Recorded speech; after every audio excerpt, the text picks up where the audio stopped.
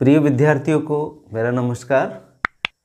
हमारी जो नियमित जो ई क्लास है उसकी श्रृंखला में मैं आज आपको प्रश्न नंबर 12 के पार्ट 6 के साथ मैं आपके बीच उपस्थित हूँ।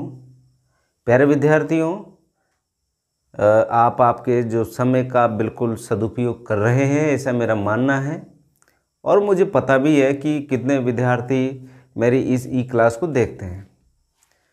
आपको लग रहा होगा कि ये प्रश्नावली सर बिल्कुल मैं बहुत इजी वे में आपको समझाने की कोशिश कर रहा हूँ, और मैंने कहा आपसे कि जो ये ज्यामिति वाला जो पोर्शन है यहाँ पर जोड़ बाकी गुणा भाग नहीं है। आपको कुछ लाइनें, कुछ परिभाषाएं, कुछ प्रमेय अगर आपको अच्छे से आती है तो ये प्रश्न बहुत सीधे आपके लिए बन जाते हैं।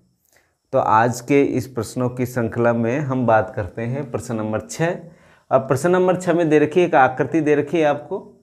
आकृति में आपको लग रहा है यहाँ पर एक वृत्त ये है, एक वृत्त ये, दो वृत्त है जिसका एक का केंद्र O है और एक का क्या है O डैश है, और AB समांतर O डैश, यानी जो AB रेखा है ये O डैश रेखा की क्या है, समांतर है।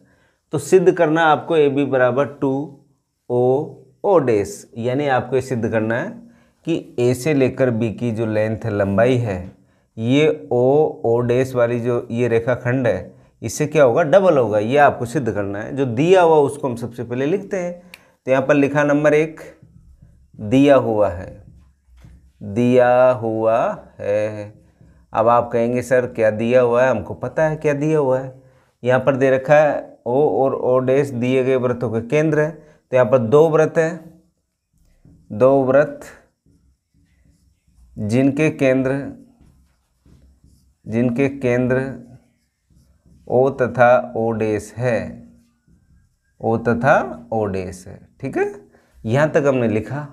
अब नंबर 2 में इसने क्या कहा, और भी दे रखा आपको, और AB समांतर क्या है, O डैश, यानी ये A से लेकर B तक की जो रेखा है, रेखाखंड, ये रेखाखंड O डैश रेखाखंड के क्या है, समांतर है। ये आपको क्या करना है, ये आपको दिया हुआ है। ठीक है, अब नंबर 2 पे आता है सिद्ध करने वाली कहानी। सिद्ध करना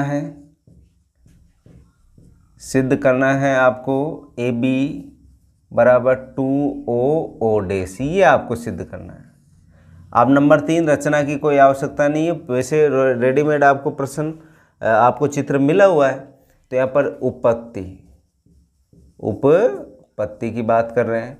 अब आपको यहाँ पर पता है कि जब ये दोनों भुजाएं क्या है, समांतर हैं। कौन कौन सी, AB समांतर O डैश, यहाँ पर देखो AB समांतर है O डैश, आपको दिया हुआ है। ठीक है, और यहाँ पर ये क्या डला हुआ, लंब डला हुआ है। क्या डला हुआ है, लंब डला हुआ है। लंब डलने का तात्पर्य ये कितने डिग्री का कोण है, 90 डिग्री का कोण है। अब आपको लंब किस पर, कौन सा लंब किस पर डल रहा है, इस पर लिखते हैं हम। जैसे यहाँ पर है OD लंबवत है, ये OD लंबवत किस पर है, AC पर है, ये मैंने लिखा AC। और O डैश E लंबवत है किस पर, BC पर, ये लंबवत है। ये आपको यहाँ पर दिया हुआ है चित्र के अनुसार। तो अब यहाँ पर लिखेंगे हम कि हम जानते हैं, क्या जानते हो आप, जब किसी वृत्त के केंद्र से वृत्त की जीवा पर लंब डाला जाता है तो इस जीवा को बराबर बराबर दो भागों में क्या करती है, बांटती है। कौन बांटती है, ये O डैश और E वाला जो रेखाखंड है, ये क्या O से इस किस पर, जीवा पर क्या डाला गया, लंब डाला गया। तो इस जीवा को समान दो भागों में क्या करता है, बांटता है। तो आप यहाँ पर आसानी से लिख पाओगे कि BE बराबर EC। तो हम लिखेंगे BE बराबर EC।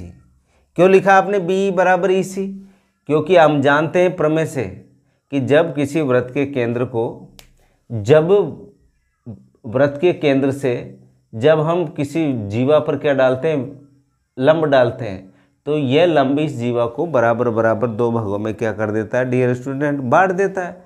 तो यहाँ पर हमने लिख दिया कि BE बराबर EC है। B बराबर EC हो गया। अब देखो, अब इसमें एक रिजल्ट निकालेंगे। जैसे मैंने लिखा BC, BC को क्या लिख सकता हूँ, B से C, इसको लिख सकता हूँ BE प्लस EC लिख सकता हूँ। B से लेकर E और E से लेकर C दोनों को जोड़ेंगे तो क्या होगा, BC होगा। तो देखो BE plus EC, BE plus EC दोनों बराबर है, तो इस BE की जगह में EC लिख सकता हूँ। तो ये देखो BC बराबर EC प्लस EC, तो ये आ गया BC बराबर 2EC, समीकरण नंबर 1।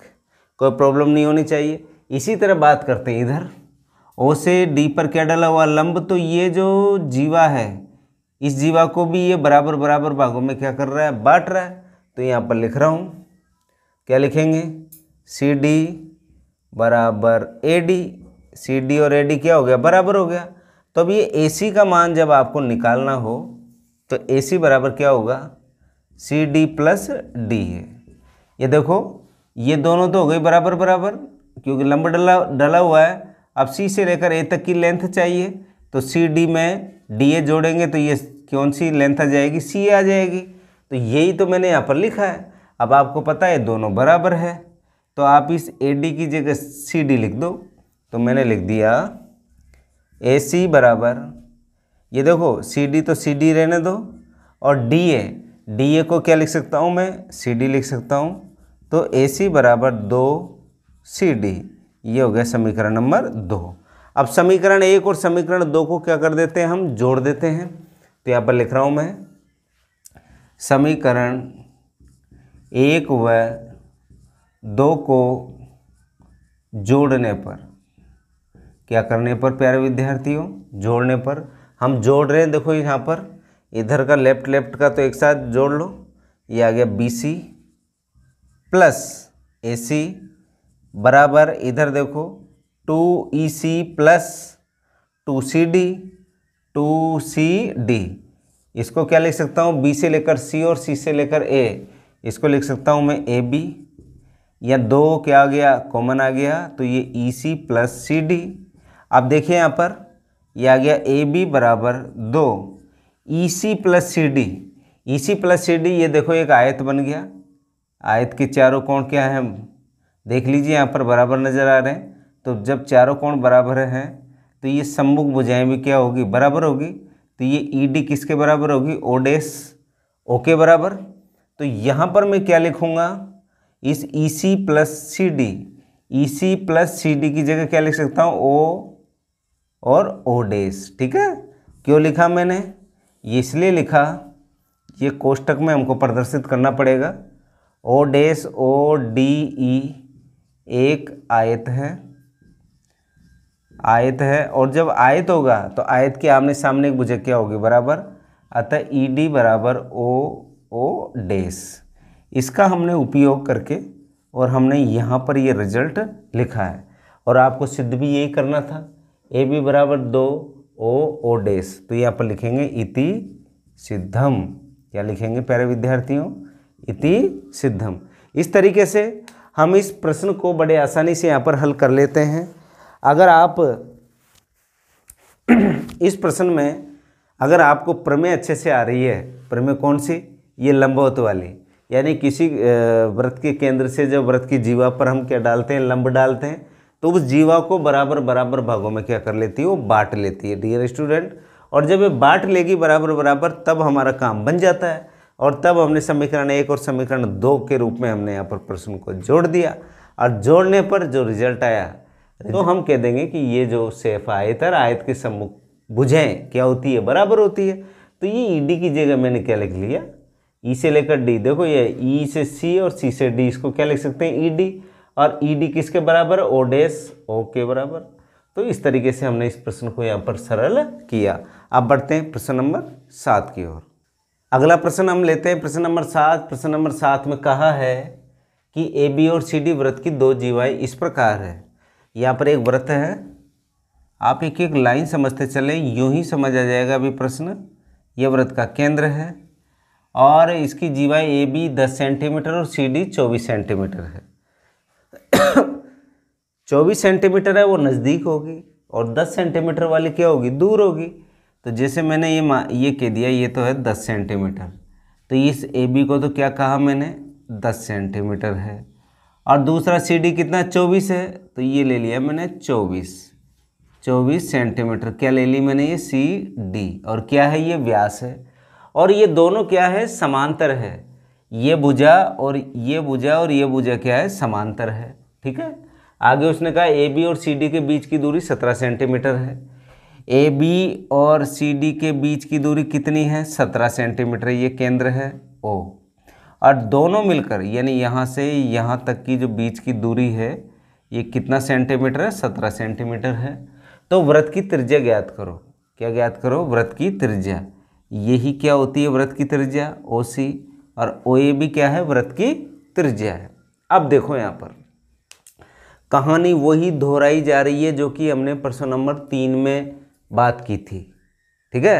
यहाँ पर क्या है कि इस केंद्र से विपरीत दिशाओं में ऊपर और नीचे क्या दे रखी है, आपको जीवा दे रखी है, और वो जीवाएं दोनों समांतर है, और इनके बीच की जो दूरी है, डिस्टेंस है, वो कितनी दे रखी है, 17 सेंटीमीटर दे रखी है।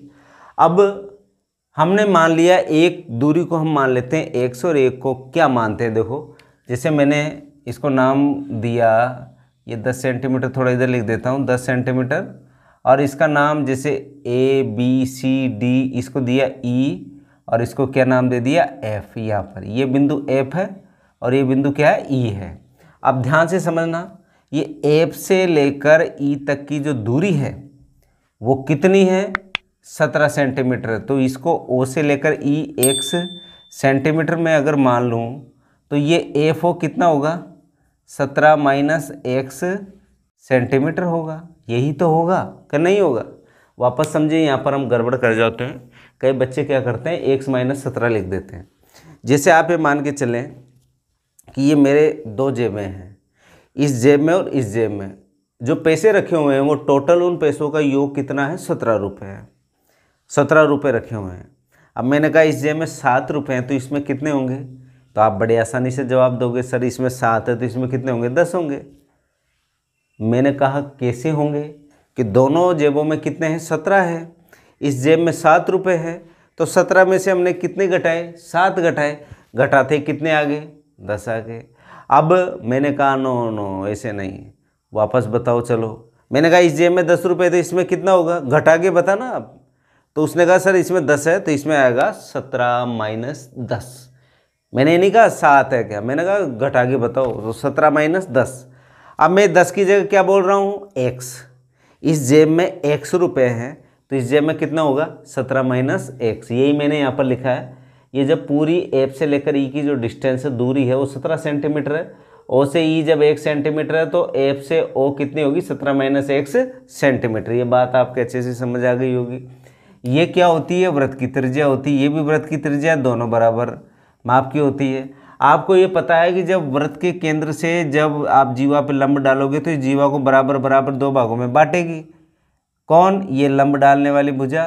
तो ये कितने हो गई, 12 सेंटीमीटर, क्योंकि 24 था। इसी तरह 10 था तो कितना हो गया, 5 सेंटीमीटर हो गया ए ई का मान।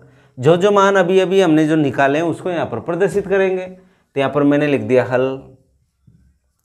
हल में मैंने प्रदर्शित किया प्रिय विद्यार्थियों, ए बी बराबर 10 सेंटीमीटर और दूसरा क्या है, सी डी बराबर 24 सेंटीमीटर और ए बी समांतर सी डी है। ठीक है। और ए बी और सी डी के बीच की दूरी क्या है, ई एफ। ई एफ बराबर कितना है, 17 सेंटीमीटर है। अब देखिए यहाँ पर माना ओ ई बराबर है x सेंटीमीटर, तो ओ एफ बराबर कितना होगा, 17 माइनस x सेंटीमीटर होगा। ये माना हमने, केवल ये बात मानी हमने। और तो आपको पता है ही सारा कि ये देखो सी ओ बराबर ए ओ, क्यों है, ये वृत्त की क्या है, त्रिज्याएं हैं, वृत्त की त्रिज्याएं। इतना जब आपने मान लिया, ज़्यादा लिखने की आवश्यकता नहीं, इससे काम चल जाएगा। हमने बिल्कुल संकेतों के रूप में यहाँ पर लिखा है। अब देखिए यहाँ पर 2 त्रिभुज बन रहे हैं आपके लिए। एक त्रिभुज तो ये बन रहा है नीचे वाला, और एक त्रिभुज बन रहा है ऊपर वाला, ये रहा ये दोनों त्रिभुज। अब इन दोनों त्रिभुजों को अलग अलग पाइथागोरस प्रमेय के अनुसार इनको हम मान निकालते हैं, किसका, आर का। तो देखो सबसे पहले ले रहा हूँ मैं त्रिभुज AEO में वही कर्ण का स्क्वायर यानी पाइथागोरस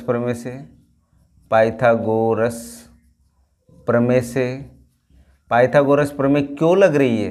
वो इसलिए लग रही है कि ये OE किस पर लंब है? AB पर है। ये 90 डिग्री का कोण है। तो यहाँ पर हम पाइथागोरस प्रमेय का जब उपयोग कर रहे हैं, क्यों उपयोग कर रहे हैं? क्योंकि ये 90 डिग्री का कोण है और ये जो त्रिभुज है, ये त्रिभुज कैसा है? समकोण त्रिभुज। तो लिख दो, चाहे आप लिखना चाहो तो समकोण त्रिभुज AEO में पाइथागोरस प्रमेय से करते हैं शुरू। वही कर्ण क्या है? यहाँ पर 90 डिग्री के सामने की जो भुजा होती है वो क्या होती है? कर्ण होती है। तो यहाँ पर आ गया कर्ण का स्क्वायर यानी AO का स्क्वायर बराबर आधार क्या है? AE है, ये AE का स्क्वायर आ गया, प्लस लंब क्या है? EO है, ये EO का स्क्वायर आ गया। AO क्या है? R है, तो ये R का स्क्वायर लिख दिया बराबर AE कितना? 5 है, 5 का स्क्वायर प्लस EO, E से लेकर O कितना? x है, ये x स्क्वायर आ गया। ठीक, तो ये आ गया R स्क्वायर बराबर 5 का वर्ग कितना हो गया? 25 plus x square. Then equation number first. अब लेते हैं दूसरा ट्राइंगल। कौन सा? ऊपर वाला ट्राइंगल। क्या लेंगे? CFO में। वो भी कौन सा है? समकोण त्रिभुज है। समकोण त्रिभुज कौन सा है? CFO में। वही पाइथागोरस प्रमेय लिख देते हैं यहाँ पर, पाइथागोरस प्रमेय से लगाते हैं हम सूत्र। वही कर्ण का स्क्वायर, कर्ण क्या हो गया? CO का स्क्वायर बराबर आधार क्या हो गया? CF का स्क्वायर प्लस FO का स्क्वायर। ठीक, CO क्या मान रखा? R मान रखा, R स्क्वायर है, CF, C से F कितना? 12 का वर्ग प्लस FO, F से O कितना है? 17 माइनस x का होल स्क्वायर। तो R स्क्वायर बराबर 12 का वर्ग कितना हो गया? 144। अब A माइनस बी का होल स्क्वायर का सूत्र है आपके पास, आपको मैंने बता रखा है वहाँ पर। क्या सूत्र बताया था? यह बताया था मैंने, A माइनस बी का होल स्क्वायर बराबर A square minus 2AB plus B square. यही तो होता है। ये बीज गणित में हमने प्रश्नावली तीसरी, चौथी, पाँचवीं जब हमने वहाँ पर प्रश्नावली को हल किया था तो वहाँ पर ये मान निकाला था। यह 12 144, 17 का वर्ग माइनस 2 गुणा 17 इंटू x प्लस x का होल स्क्वायर। तो ये आ गया R स्क्वायर बराबर 144 प्लस, अब आगे 17 का स्क्वायर, जब 17 का स्क्वायर करेंगे तो आएगा 289 माइनस 17 दूना 34x प्लस x स्क्वायर। अब इन दोनों को जोड़ लो। स्क्वायर बराबर यहाँ पर देखो दोनों को जोड़ेंगे, ये आ गया 9 और 4 13 का 3 हासिल का 1, 9 और 4 13 का 3 हासिल का 1, 3 1 4 minus 34x plus x square. ठीक है, यहाँ तक हमने इसको सरल किया, इसको दिया समीकरण नंबर 2। अब देखो यहाँ पर भी R स्क्वायर है, यहाँ पर भी R स्क्वायर है, तो दोनों क्या है? बराबर है R स्क्वायर की वैल्यू। तो यहाँ पर हम लिखते हैं समीकरण 1 व समीकरण 2 से, समीकरण 1 व समीकरण 2 से दोनों को बराबर कर दो। यहाँ पर आ गया 25 प्लस x स्क्वायर बराबर 433 minus 34x plus x square. ठीक है, x स्क्वायर से x स्क्वायर कट गया। अब 433 को इधर पक्षांतरण कर देते हैं हम, तो आ गया 25 माइनस 433 बराबर माइनस का 34x। घटाते हैं हम तो देखो 33 में से 25 गया तो 8 यानी 408 बचा, माइनस का 34 r माइनस माइनस प्लस हो गए। Then r is equal to 408 upon 34, तो r बराबर 34 से कम 34, कितना बचा? 6 68, 34 दूना कितना? ये r नहीं है डियर स्टूडेंट, ये क्या है? x है। क्या है ये? x का मान है। और हमने x का मान कितना निकाल लिया यहाँ पर? 12। कितना निकाल लिया? 12 निकाल लिया। कैसे निकाला? इधर भी r स्क्वायर, इधर भी r, दोनों r तो एक ही है इसमें त्रिज्या तो, और स्क्वायर के रूप में दोनों को हमने बराबर किया और x की वैल्यू हमने यहाँ पर निकाली, लेकिन x की नहीं पूछी, उसने किसका मान पूछा है? वृत्त की त्रिज्या का पूछा है। अब देखिए यहाँ पर अब समीकरण 1 से लिखेंगे x बराबर 12, किसमें, समीकरण 1 में रखने पर, समीकरण 1 में रखने पर रखते हैं प्यारे विद्यार्थियों। ये समीकरण 1 आ गया आपके पास, आर स्क्वायर बराबर 25 प्लस एक्स स्क्वायर, तो ये आ गया आर स्क्वायर बराबर 25 प्लस 12 है, ये 12 का स्क्वायर आ गया। तो देखो आर स्क्वायर बराबर 25 प्लस 12 का स्क्वायर 144, तो आर स्क्वायर बराबर 25 और 144 144 जोड़ेंगे तो 169 आ गया। तो आर बराबर इधर अंडर रूट लग गया, तो आर बराबर कितना आ गया, 13 आ गया। और 13 किस में है, ये सेंटीमीटर में है। तो आपने जो आपकी जो त्रिज्या थी, इसको आसानी से आपने निकाल लिया, कितना सेंटीमीटर आई है, 13 सेंटीमीटर इसका यहाँ पर क्या बैठता है, आंसर बैठता है डियर स्टूडेंट। तो हमने किया क्या, हमने इन दोनों त्रिभुजों को लिए, पाइथागोरस प्रमेय का उपयोग किया और आर के मान निकाल लिए, और आर स्क्वायर के रूप में आपको मान प्राप्त हुए हैं। इन दोनों को बराबर किया, बराबर करते ही एक्स का मान निकाल लिया। एक्स का मान निकालते ही आप समीकरण 2 में आप इस एक्स का मान रखोगे तो आप आर स्क्वायर से बढ़ते हुए आर तक आर का मान यहाँ पर आसानी से यहाँ पर प्राप्त कर लोगे, ऐसा मेरा मानना है डियर स्टूडेंट। यानी कि प्रश्न कोई ज़्यादा विशेष कठिन नहीं है। अगर आप चाहो तो ये प्रश्न बहुत सीधे तरीके से, यानी आपके दिमाग में ये आउटलाइन हो जानी चाहिए कि जो चित्र बन रहा है इसमें 2 ट्राइंगल बन रहे हैं, दोनों ट्राइंगलों की क्या विशेषता है कि समकोण त्रिभुज है, और समकोण त्रिभुज में पाइथागोरस प्रमेय लगती है। पाइथागोरस प्रमेय के उपयोग से हम इस दोनों का हमने आर स्क्वायर का मान निकाला और आर स्क्वायर को दोनों को इक्वल किया। इक्वल करते ही आपने एक्स का मान प्राप्त किया। एक्स का मान समीकरण चाहे आप 1 में लिख दें, चाहे समीकरण नंबर 2 में रख दें, किसी में रखो, लेकिन समीकरण 1 छोटा है तो यहाँ पर रखा हमने, बड़े आसानी से इसका आंसर प्राप्त कर लिया। तो अब बढ़ते हैं प्रश्न नंबर 8 की ओर। 8वें प्रश्न पे बात कर रहे हैं। 8वें प्रश्न में कहा है कि 10 सेंटीमीटर त्रिज्या के एक वृत्त में 2 समांतर जीवाओं की लंबाई क्रमशः 12 सेंटीमीटर और 16 सेंटीमीटर है। तो यहाँ पर क्या बनाते हैं, वृत्त ये हमने बना लिया एक, जैसे मैं इधर ही बना देता हूँ डियर स्टूडेंट, ये मैंने क्या बना दिया, एक वृत्त बना दिया।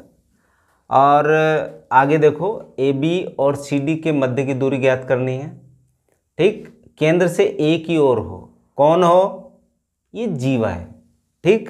केंद्र से कौन सी ओर हो, A की ओर हो। जैसे ये केंद्र है, एक जीवा तो ये ले ली और एक जीवा ये ले ली, ये केंद्र से A की ओर है, ठीक। अब आपको पता है कि जो छोटी जीवा होती है ये क्या केंद्र से दूरी पर होती है। अब छोटी जीवा कितनी, 12 है, और 12 को हमने क्या लिख दिया, AB, ठीक। और ये 12 है और ये दूसरी क्या है, CD, और CD को कितना लिखा हमने, 16 सेंटीमीटर। ये तो है 12 सेंटीमीटर और ये है कितना सेंटीमीटर, 16 सेंटीमीटर, ठीक। पूछा क्या उसने पूछा दोनों जीवाओं के मध्य की दूरी ज्ञात कीजिए, यानी आपसे पूछा है इन दोनों के बीच की दूरी।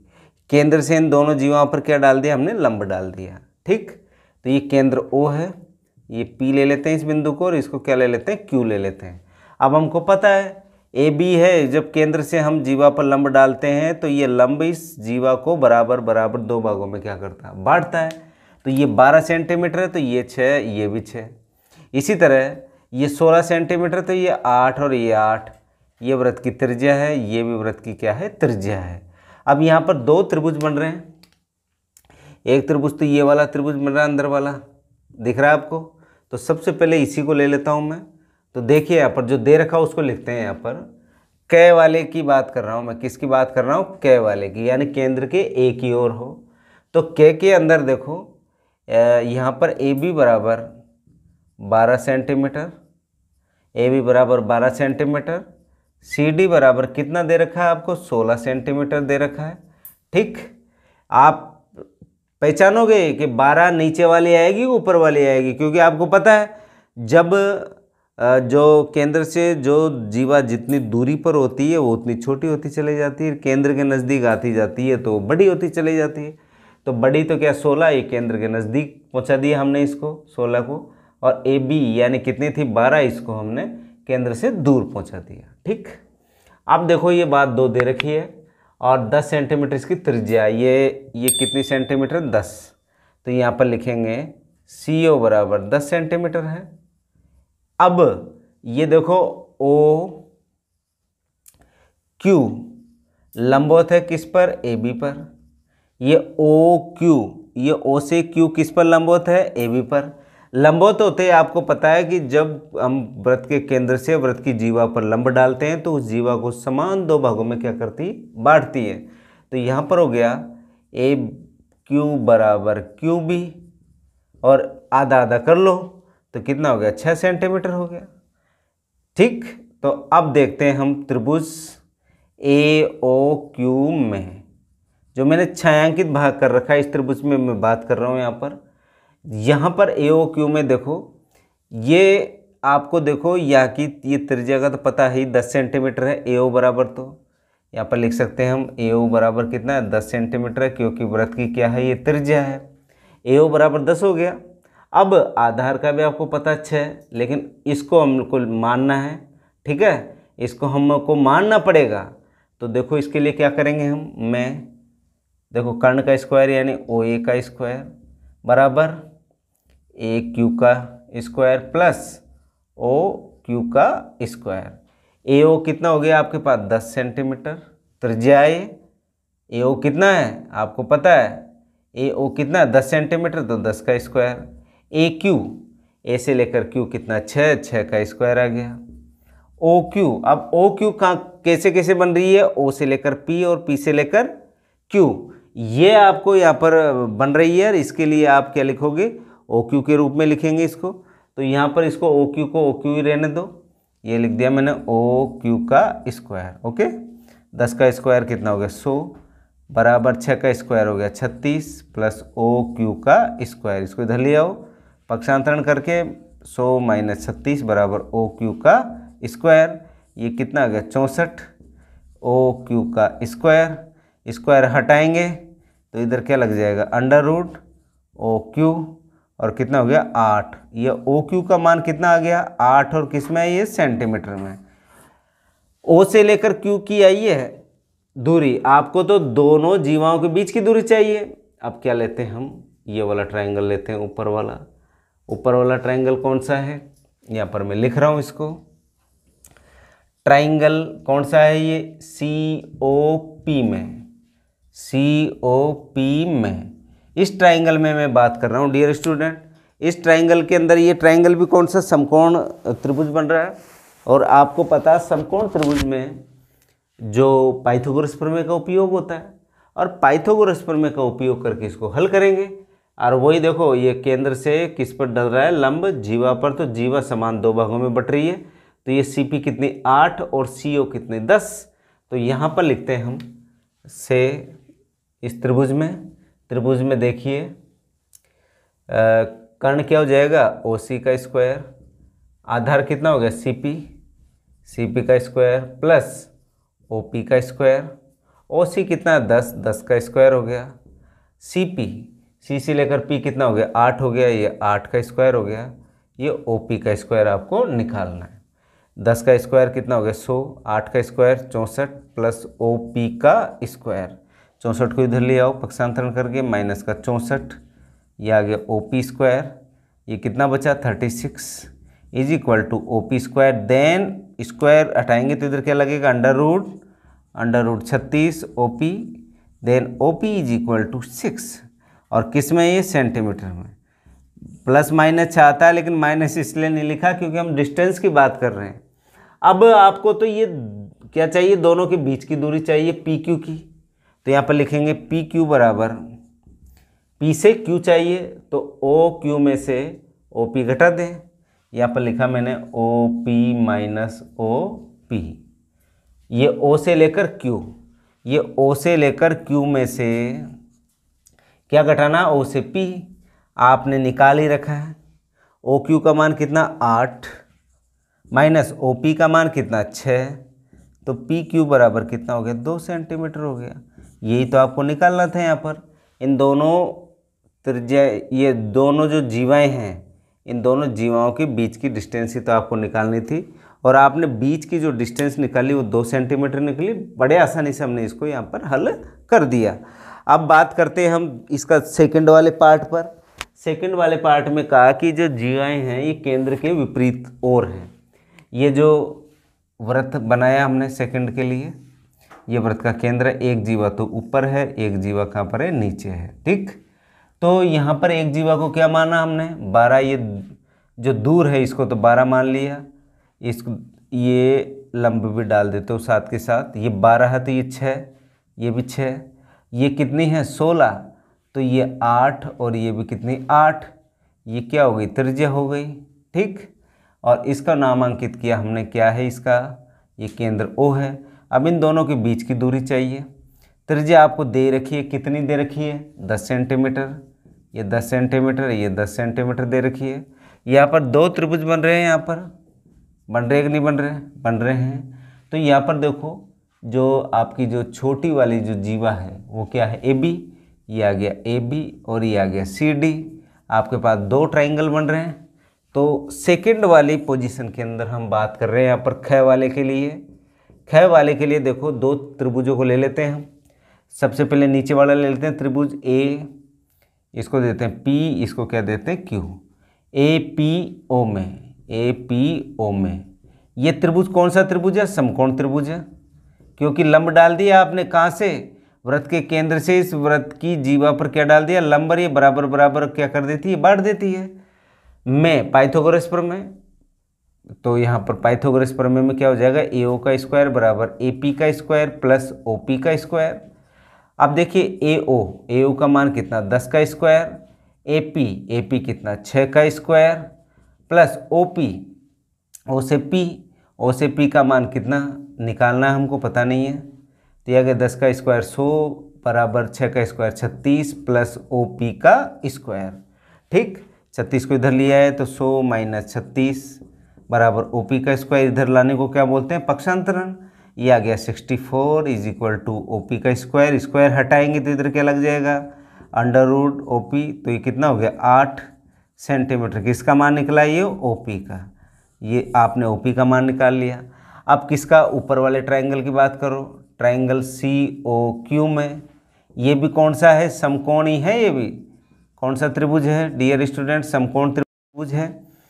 समकोण त्रिभुज है, समकोण त्रिभुज है तो पाइथागोरस प्रमेय है। पाइथागोरस प्रमेय से CO का स्क्वायर बराबर CQ प्लस OQ का स्क्वायर, स्क्वायर है ये। CO, C से O, वही वृत्त की त्रिज्या, वृत्त में अलग अलग नहीं होती, त्रिज्या एक ही होती है। 10 का स्क्वायर CQ, C से Q कितना 8, ये आधार का स्क्वायर हो गया। OQ ये लंब है, ये OQ आपको निकालना है। 10 का स्क्वायर कितना हो गया 100, 8 का स्क्वायर हो गया 64 प्लस OQ का स्क्वायर, 64 को इधर ले आओ, 100 minus 64 is equal to OQ का स्क्वायर। ये कितना हो गया 36 इज इक्वल टू OQ का स्क्वायर। तो स्क्वायर हटाएंगे तो इधर क्या लग जाएगा, अंडर रूट OQ। तो OQ बराबर आ गया आपके पास 6, और किस में है, ये सेंटीमीटर में है। आप देखिए यहाँ पर, ये तो आपने OP का मान निकाल लिया कितना 8 सेंटीमीटर, और OQ, O से लेकर Q आपने निकाल लिया 6 सेंटीमीटर। आपको दोनों के बीच की दूरी चाहिए, तो देखो बीच की दूरी यानी PQ बराबर चाहिए आपको। तो PQ बराबर क्या होगा, PO प्लस OQ। तो PQ बराबर OP बोल दो चाहे PO बोल दो, कितना आया 8 प्लस OQ कितना आया 6। जब दोनों को जोड़ेंगे तो कितना हो गया 14 आ गया, और किस में है, सेंटीमीटर में। तो एक्चुअल में एक ही प्रश्न में 2 प्रश्न छिपे हुए थे प्यारे विद्यार्थियों। दोनों प्रश्नों को हमने बड़े सरलता से यहाँ पर हल किया। आपको लग रहा है कि सर ये तो वही पाइथागोरस प्रमेय और वही पे एक इकलौती प्रमेय का उपयोग हो रहा है। कौन सी प्रमेय का, वही प्रमेय है आपकी कि किसी वृत्त के केंद्र से जब वृत्त की जीवा पर हम लंब डालते हैं तो वो लंब उस वृत्त की जीवा को बराबर भागों में क्या करती है, बांटती है।